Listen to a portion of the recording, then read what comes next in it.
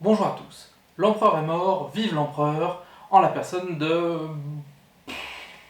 Vous verrez bien.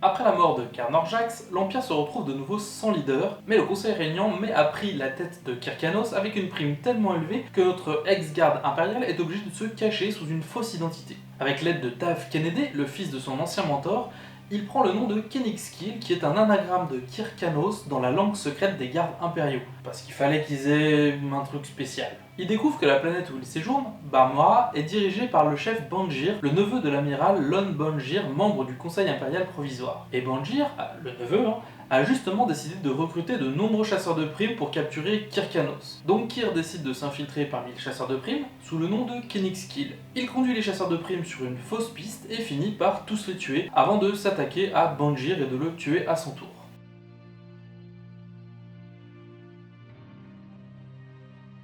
La mort de Carnor-Jax laisse de nouveau un vide à la tête de l'Empire et le Conseil impérial se réunit sur Ord Cantrell pour savoir quoi faire. Fina d'Asta, fille du très puissant baron Rajez d'Asta, en vient même à proposer la paix avec la Nouvelle République, car sans la paix, l'Empire perdra ses possessions petit à petit, sans espoir de le retrouver un jour. Bien évidemment, la proposition n'est pas vraiment accueillie à bras ouverts, notamment par le chef du Conseil Nolidz, bien qu'elle soit soutenue par un obscur bureaucrate, un certain Xandel Carivus. Quelques minutes après son intervention, Nolidz sera tué dans l'explosion de son propre appartement. Très peu de temps après, plusieurs conseillers s'accordent sur le fait que c'est toujours la tête du conseil qui est visée et qu'il serait judicieux de nommer une personne facilement manipulable afin de gouverner de loin et dans l'ombre. C'est donc Xandel Carivus, notre obscur bureaucrate, qui est nommé, sauf que Xandel semble avoir un petit peu plus d'ambition que prévu et un allié très particulier. Plus tard, Kyrkanos, sous le nom de Kenixkill, se fait embaucher par Grappa, un Hutt, pour capturer l'officier des douanes Tarantsnil.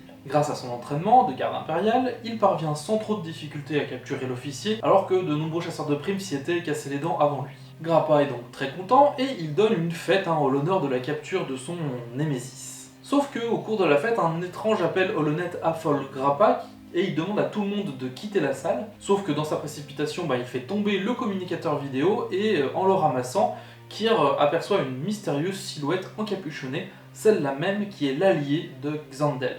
Lors de son passage chez Grappa, Kyr a aussi remarqué que Myritzin était présente, et il demande à Tav Kennedy de la surveiller afin de s'assurer qu'elle ne l'identifie pas. Myrit, elle, est arrivée chez Grappa en demandant de l'aide pour traquer Kyrkanos, même si on ne sait pas vraiment si c'est vrai ou si c'était juste un argument, un moyen de s'infiltrer chez Grappa. Toujours est-il que lors d'une réunion secrète entre Grappa et Macus Kenif, un Vigo du Soleil Noir, elle aperçoit Fina d'Asta avec qui elle s'était liée d'amitié à l'époque où son mari, à elle, faisait du commerce avec le baron, donc le père de Fina d'Asta. La jeune femme semble droguée et ne plus avoir de volonté propre. Mérite comprend l'intérêt d'un otage, sauf que la réunion est vraiment secrète, et autant un otage c'est pratique, mais si personne ne sait qu'on l'a, il sert à rien et elle se dit qu'il y a anguille sous roche. Sur Ord Cantrell, un second membre du conseil, l'amiral Banjir, vient d'être assassiné, et les preuves désignent toutes Kyrkanos. Xandel va ordonner une gigantesque chasse à l'homme à travers la galaxie, mais Fina d'Asta va se retourner contre lui,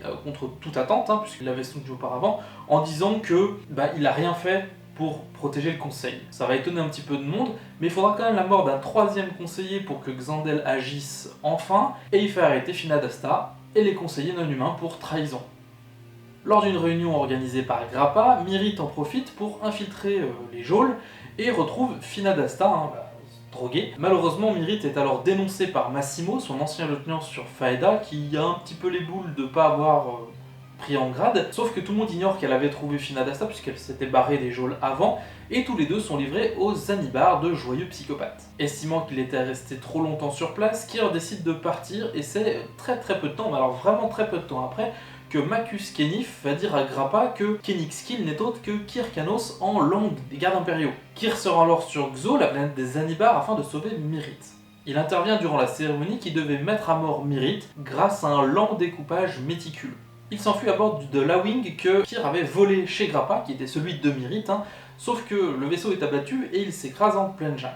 où ils vont passer la nuit. Et la jungle de Xo est particulièrement hostile et Kir et Myrrh doivent redoubler de prudence pour ne pas finir dévorés par des animaux sauvages ou même des plantes. Nuit au cours de laquelle Myrrh va encore une fois tenter de convaincre Kir que l'Empire est mauvais, et petit à petit l'idée fait son chemin dans l'esprit de l'ex-garde impériale. Et les sentiments qu'il y avait auparavant entre nos deux héros ressurgissent un petit peu.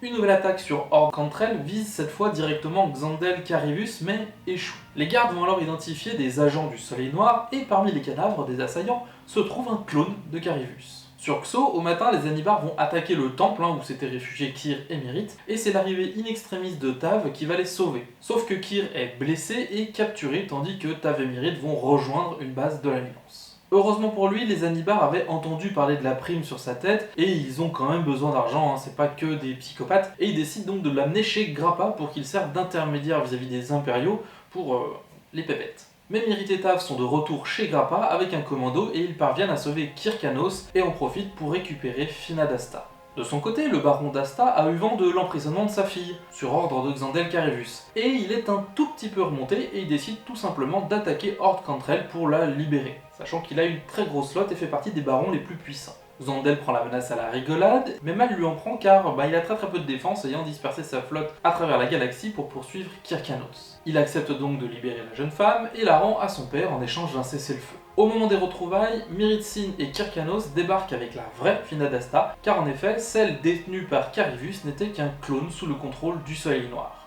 Car en réalité, c'est Yul Hasib, le chef du Soleil Noir, qui avait mis au point ce plan. Remplacer les membres du Conseil impérial par des clones à ses ordres. Et pour cela, il avait eu recours à Grappa et à Macus Kenneth. Et d'ailleurs, au passage, Grappa il a tué Macus Kenneth plus ou moins volontairement, dans un accès de colère, parce que c'est un peu à cause de lui que le plan a foiré complètement, parce que visiblement Grappa est un gros con.